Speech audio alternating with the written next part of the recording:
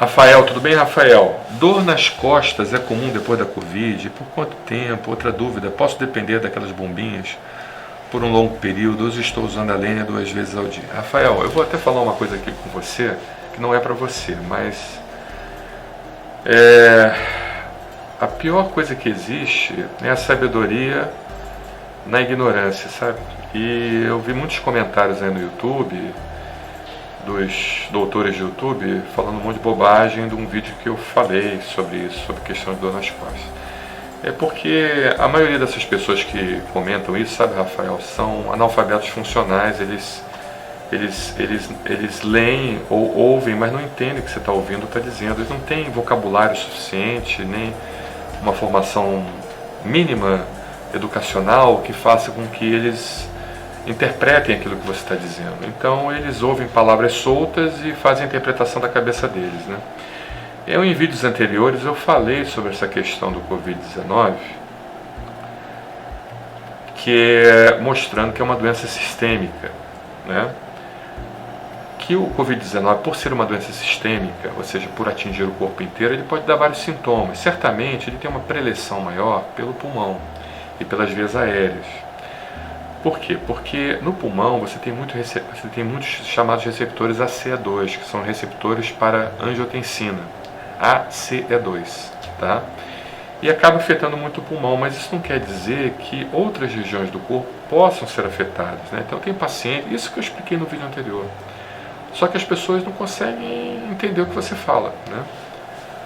Isso é uma tristeza muito grande, né? Quando a gente vê os números do PISA no Brasil, que tirou os piores lugares, países miseráveis na África têm resultados melhores do que o nosso, e também 50% dos nossos universitários são analfabetos funcionais.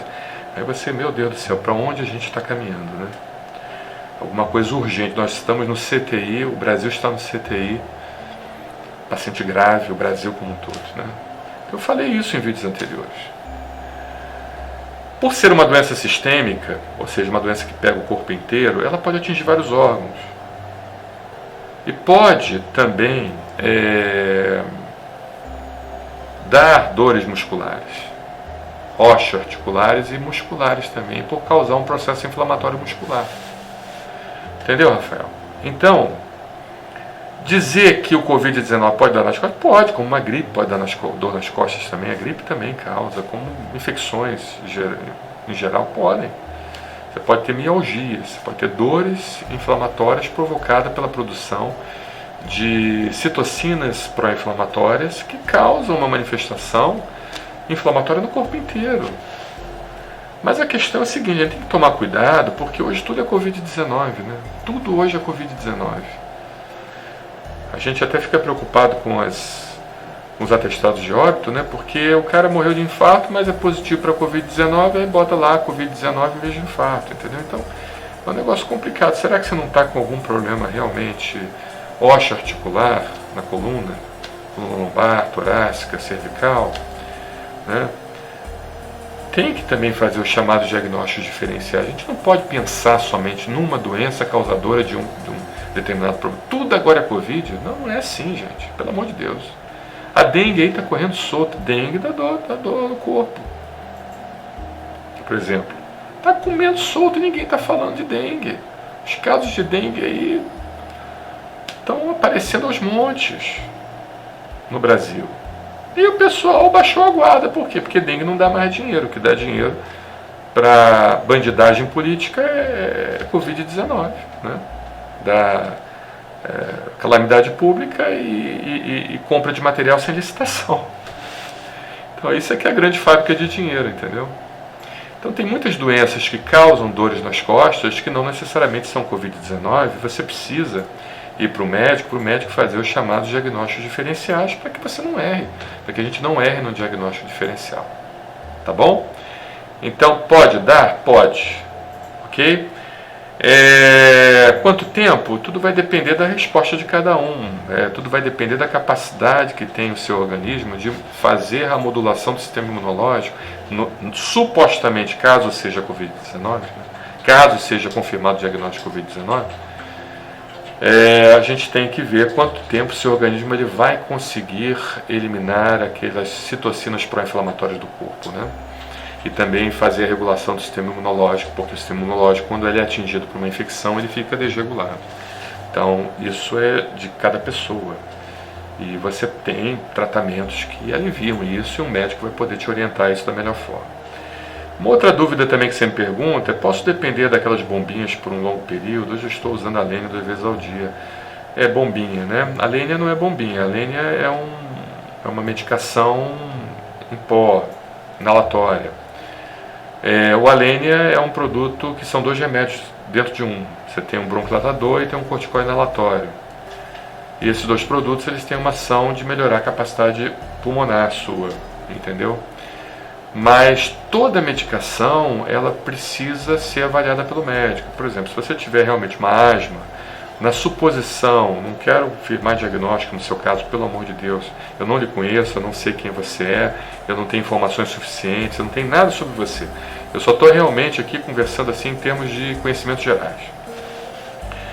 O Alenia, num paciente asmático, a gente usa e vai acompanhando a evolução do quadro clínico daquele paciente através de exames de provas de função pulmonar.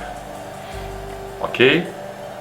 Essas provas de função pulmonar, elas vão mostrando se você está melhorando com a medicação, com o tratamento completo, que não necessariamente é somente o Alenia, pode ser o tratamento associado. E a gente vai retirando a quantidade do uso do broncodilatador. Como eu havia falado, o Alenia são 2 remédios num só. Ele tem um broncodilatador. Por quê? Porque o broncodilatador, seja ele de curta duração ou longa duração, a longo prazo, ele leva a um fenômeno chamado taquifilaxia. O que significa isso? É uma diminuição na quantidade de receptores para o beta-agonista, para a substância que faz a broncodilatação, chamado beta-agonista. Então, isso vai fazendo uma diminuição na produção desses receptores e você precisa ir retirando essa medicação devagar, de forma gradual, para você não acostumar com o remédio, entendeu? Senão você acaba acostumando com o remédio. Não que você usar ele faça mal, porque o broncodilatador de longa duração ele é muito bem tolerado, por meses e até anos. Mas o ideal do tratamento é você ir retirando o broncodilatador e mantendo só o corticosteroide inalatório por um tempo maior, e fazendo provas de funções pulmonares seriadas, né? Para ver justamente se seu pulmão está conseguindo se recuperar e conseguindo se desinflamar e não necessitando mais do uso do broncodilatador, tá bom? O Alenia é a medicação, uma das medicações corretas para o tratamento a longo prazo. Você tem a medicação a longo prazo e a medicação de resgate. Não se deve usar medicação de resgate a longo prazo, nem medicação a longo prazo para o resgate, entendeu? Mas o Alenia a longo prazo é a medicação correta. Mas mesmo essa medicação, você precisa ir avaliando devagar com provas de funções pulmonares repetidas para que você tenha, então, uma avaliação do seu pulmão para ver se ele está melhorando e ir retirando o broncodilatador até você não precisar usar mais o broncodilatador, se possível for.